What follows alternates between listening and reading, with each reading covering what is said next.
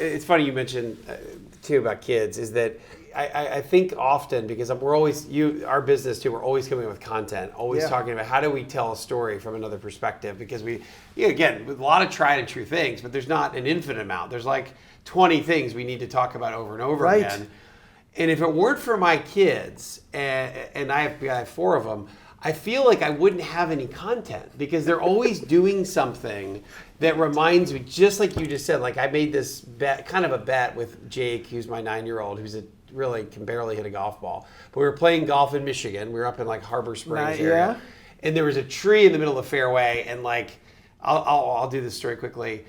I was like, there's no way you can hit the... He's like, Dad, can you go over the tree? And I'm like, no way, go over the tree.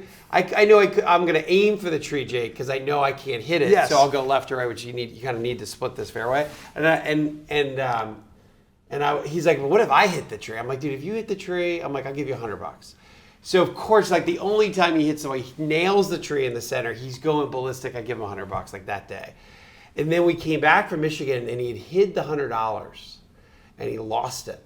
So we were like 3 hours into the drive and it was, he's like, oh my God, he was going to pay for something at a gas station and he lost $100 and he was like crying. He's like, I can't. And so the story was about how much worse it was to lose the $100 than it was to win it. And he was psyched. Like it made his day. He was like, this is the best day of my life. But when he lost it, he was like sad about it for days. Oh yeah. So it turned into a story about like, we're just born with this whole like loss aversion thing. Like literally it's genetic. But I would never, and I read an article about it. Yeah. But the kid thing really does help us tell our stories too. No, absolutely. One of my favorite stories is coming home from work one night, and Cheryl was at the neighbor's house.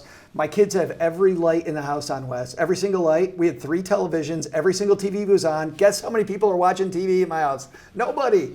Yeah. My house is like Disneyland. So then what we did, we actually took our, this is back when my kids are 26. So we still got the monthly bill in the mail. And so we made this game. We took out some graph paper. We made it into a game where let's see how low, like a limbo, let's see how low we can make our bill. Oh, interesting. Okay. And it was funny. Then I would turn on a TV and I would leave the room to get something to drink to come back. And my son is turn the TV off so I completely changed it. But yeah. Well, tell us how low you got that bill, by the way. What was your record low? I'm thinking offhand, by the way. I think we had a month. It was in the spring.